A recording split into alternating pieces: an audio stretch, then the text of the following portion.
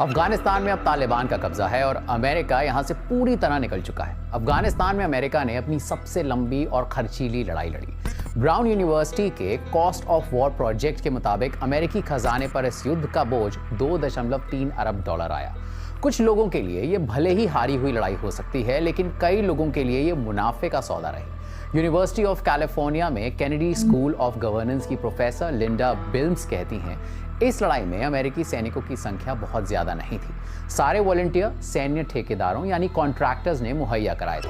अमेरिकी सैनिकों की तुलना में वहां ठेके पर काम करने वालों की संख्या 2 गुनी थी।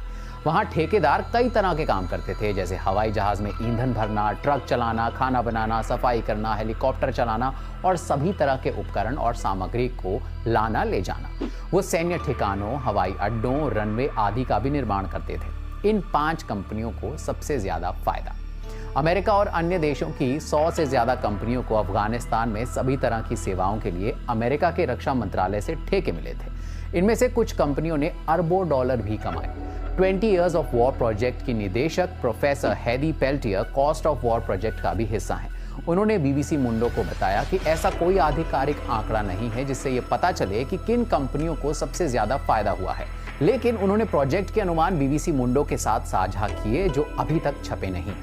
ये अनुमान अमेरिकी सरकार की वेबसाइट usaspending.gov पर उपलब्ध डेटा की समीक्षा के आधार पर तैयार किए गए हैं। हेदी पेल्टियर कहती हैं, ये आंकड़े मुख्य तौर पर 2008 से 2021 तक की अवधि पर आधारित हैं। हालांकि कुछ एक प्रोजेक्ट 2008 से पहले के हैं।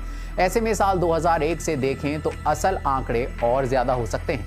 इन अनुमानों के मुताबिक अफगानिस्तान में अमेरिका की शीर्ष 3 ठेकेदार कंपनियां डाइनकॉर्प, फ्लूअर और केलॉग ब्राउन एंड रूट हैं।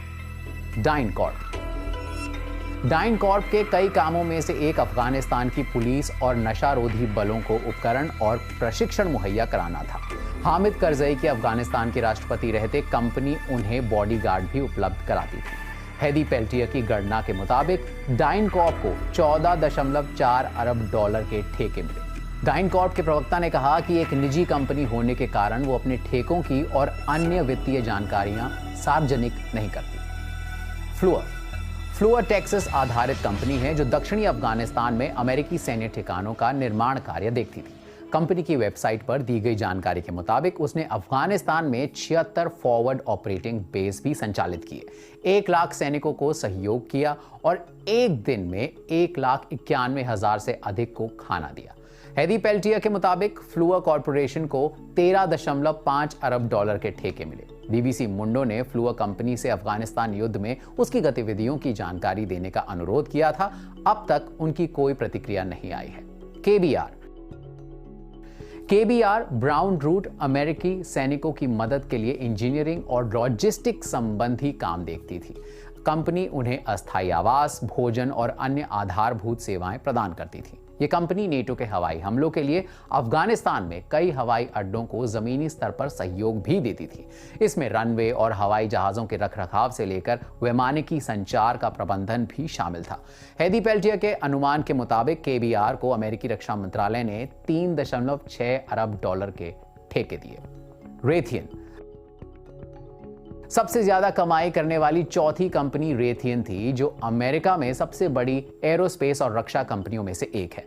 कंपनी को अफगानिस्तान में सेवाओं के लिए 2.5 अरब डॉलर के ठेके मिले। एजिस एलएलसी वर्जीनिया में स्थित एक सुरक्षा और खुफिया कंपनी है। अफगानिस्तान में सेवाओं के जरिए सबसे ज्यादा कमाने वाली ये 5वीं कंपनी है। इसे 1.2 अरब डॉलर के ठेके मिले। बीबीसी मुंडो ने एजिस से अफगानिस्तान में उनकी गतिविधियों के बारे में